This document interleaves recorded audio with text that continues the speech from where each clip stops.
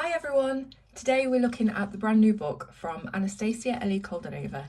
It's called Listen to the Wind, and I think it might be my favourite Anastasia book yet. It is really, really good, and it has that tinge of Gothicness that I really, really like, and you'll see what I mean as we go through. So I don't know as if this one's got a particular theme, but I'm not that good with identifying themes, so it could have. I'm not going to say it doesn't, but you know, I don't seem to pick up on things like that without being told, unless it's really, really obvious.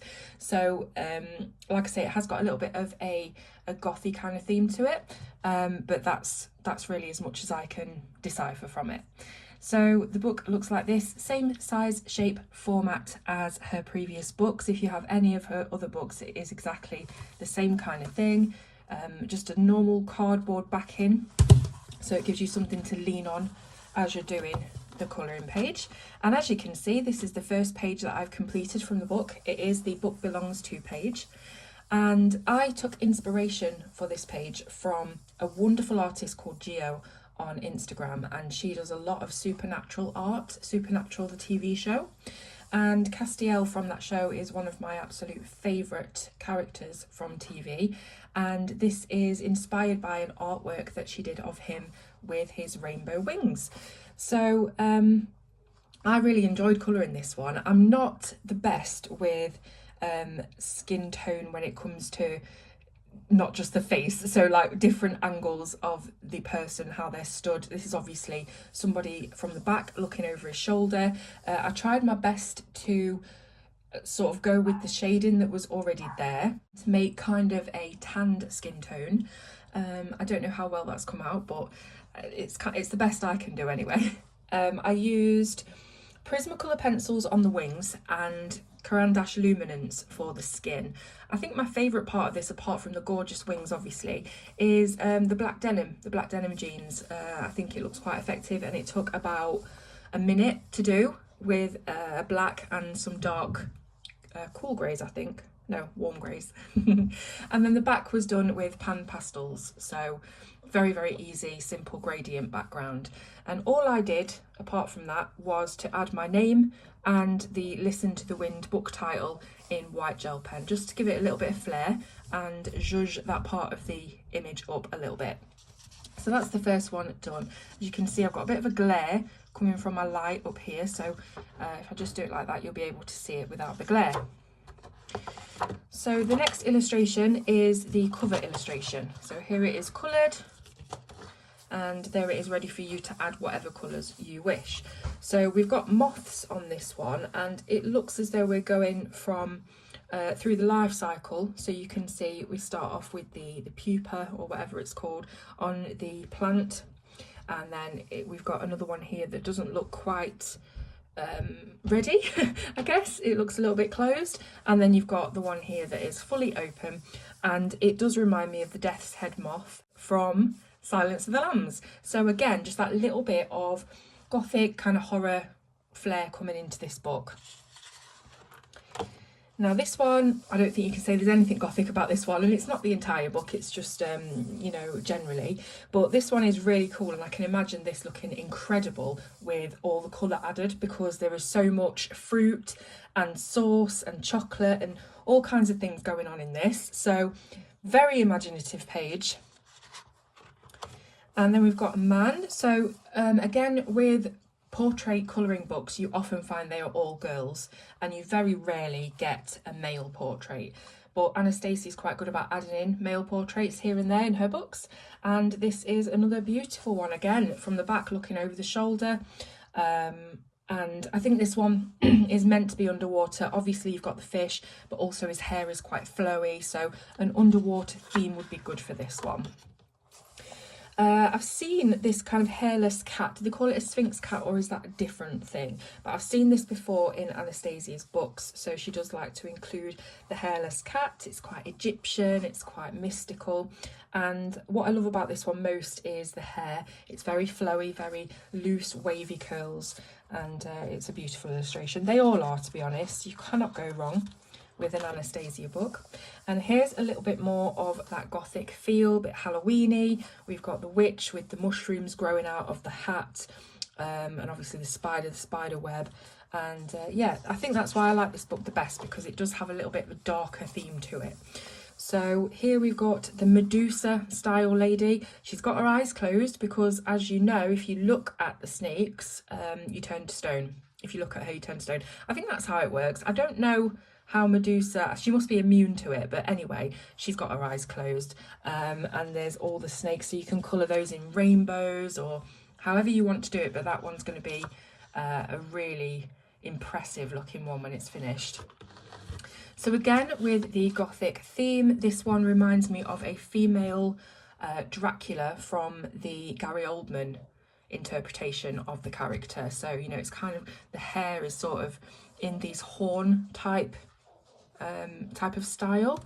And obviously you've got the big collar and cape and things like that. We've got another man here. He is very much kind of like a Thor looking character. Long hair, flowing locks, muscles. And I'm thinking that because of the big full moon behind him, he might be maybe a werewolf character. And this is him maybe just before he turns, something like that. And you've got bats in the background as well. So here we've got a simple illustration of a lady facing forward and holding on to her necklace, which has a key on it. I'm not entirely sure what this is meant to be, or if it matches to the theme of the book anywhere, but a lot of hair to colour on this one, a lot of very complicated hair. So that one would scare me a little bit, because I do like to try and get my pages done quite quickly, and I generally go for images that aren't so detailed as this. So this one's a little bit different because it is a full body version. It's not the up close portraits that we're used to. And it looks as though this character is some sort of fairy. It's a winged creature anyway. And yeah, just a beautiful illustration. Look at all the shading. That really helps when you want to put your colour down, where to put your shadows and things like that. Again, I can imagine this being done with lots of glitter, and yeah, it's absolutely gorgeous.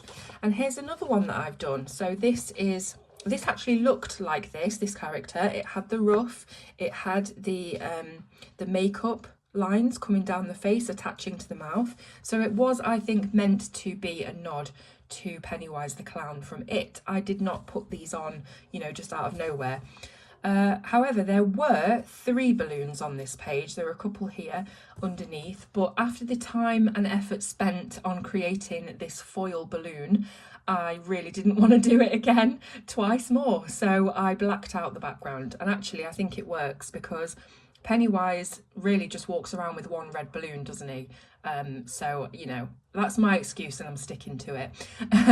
But yeah, again, had loads of fun colouring this. I wanted to make it look like this white was makeup, so I've got a bit of natural skin tone around the edge.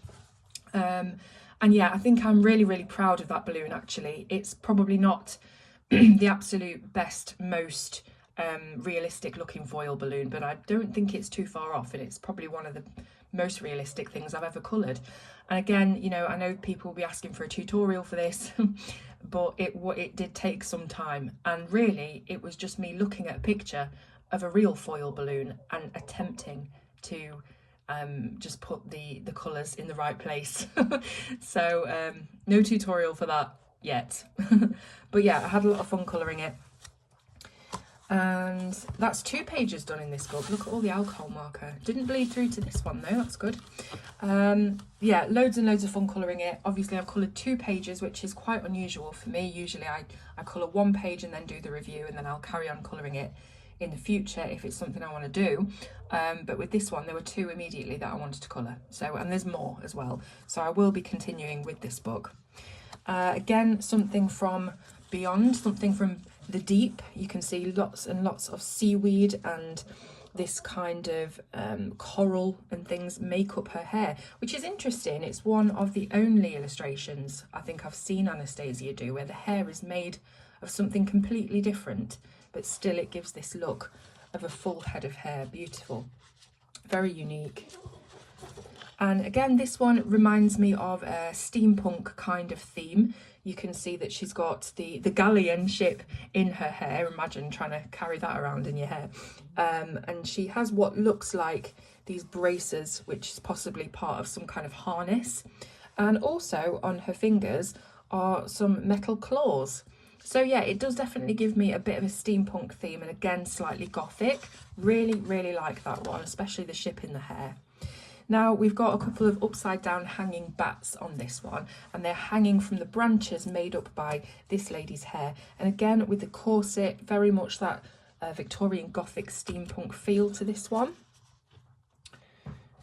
And then we've got another underwater one, or above and below the water. You can see that the hair is kind of settled on the top of the water here, and this person has just emerged from the water. Now this looks to me like quite an androgynous person. I can't really tell whether this is a female or male, so you could do whatever you want with this one, or you could keep it purely androgynous, which I think would look really, really cool. There's lots of shells in the hair, and again, seaweed and things. And then we've got another snake, so following on from the Medusa one, there's another snake here. And again, really quite drawn back hair this time. It's nothing wild, it's nothing too detailed and too scary to colour, just a braid, very loose braid. And again, with the kind of dark, creepy looking images, we've got this girl who looks like she's in a dungeon or stone basement, and she looks quite scared. So I'm interested to see what people will do with that one and how you interpret the illustration. And yeah, this is really cool. So you've got the parasol that looks almost like it's made of lace, and again, very gothic. I love, love, love that kind of style.